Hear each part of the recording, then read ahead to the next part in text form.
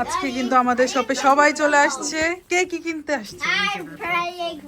সবাই আছে, রুটি আছে, সব ড্রেস, সবকিছু।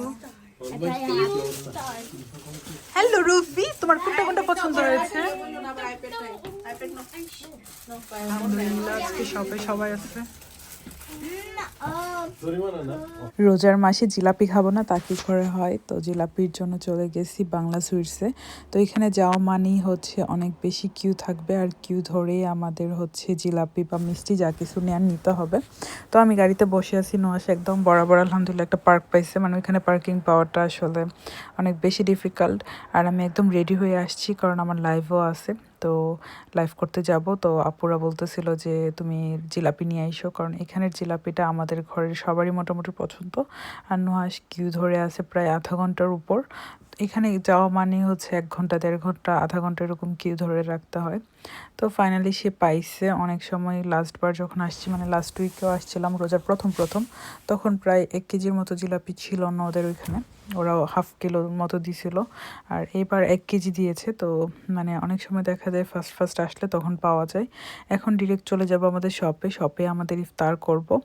আর আমাদের এখানে মোটামুটি মানে রোজার টাইমে এই শপটাতে অনেক বেশি বিজি থাকে। বাংলাদেশের তো রোজা অন্যরকম মজা, এখানের রোজা তো আসলে আমরা তারপরও এখানে যখন ফ্যামিলি সবাই মিলে একসাথে রোজা করি তো একটা ফিল পাই। কিন্তু ব্যস্ততার জন্য দেখা যায় এবারের রোজাগুলো আমাদের সবগুলো আমরা শপেই করেছি।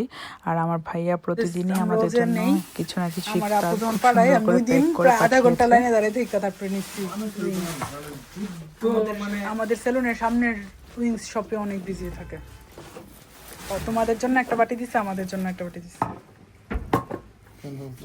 দুইটা একটা দুইজন 4 জনের জন্য, কারাকারি যাতে না লাগে। এটাও দাঁড়ায় নিয়ে আসছে। আমি জিসে করে তার লেগে তো এসে দিছিলাম, আমি লাইভে রেডি হইতেছিলাম, তার জন্য জিসে করে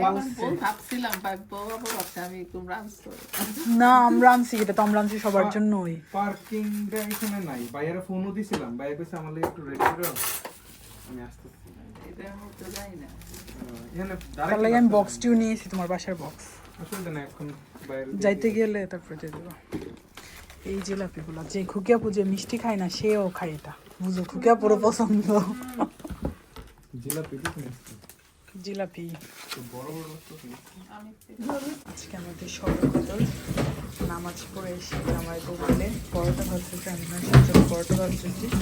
আজকে পরোটা খাবো এখন, বিফ আছে, রেডিমেড পরোটা ভাত খেতে ইচ্ছে করতেছে না। হচ্ছে ফ্রিজের কাজে লাগছে, ফ্রিজগুলোতে না অনেক বেশি আইস জমে গেছে। আমাদের এই ফ্রিজগুলো ভালো না, ছোট ফ্রিজগুলো, মানে আমাদের মালিক নতুন ফ্রিজ দিচ্ছে, বাট 4 বছর ধরে ইউজ করতেছি, প্রথম থেকে অবস্থা ভালো না।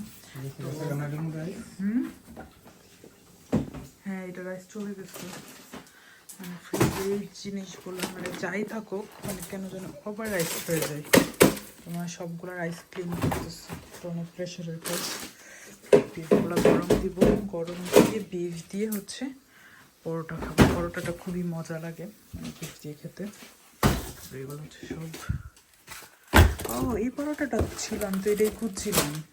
এটা হচ্ছে ফ্রাইড রাইস, পরোটা দেখি রাখতে পার। মাস খুব সুন্দর করে গুছাই সব রাখতেছে।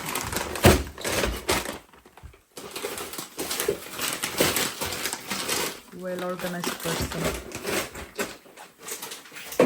মাস এই ড্রয়ারটাও গুছাই ফেলছে, তারপর এইটাও গোছানো হচ্ছে। আমি মাংসটাও গরমে দিয়ে দিচ্ছি একদম ভালো করে গরম হওয়ার জন্য।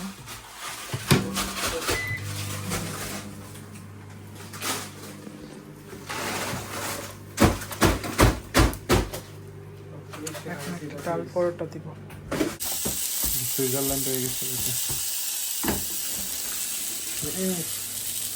এখন দেখেন এই পরোটাটা হচ্ছে ডাবল লেয়ারের ডাল পুরি, ভিতরে এরকম ডাল দেয়, বাট খুবই মজা আছে। এটা নর্মাল পরোটা। ঈদের আগে সব পার্সেল চলে যাচ্ছে সব আপুদের কাছে।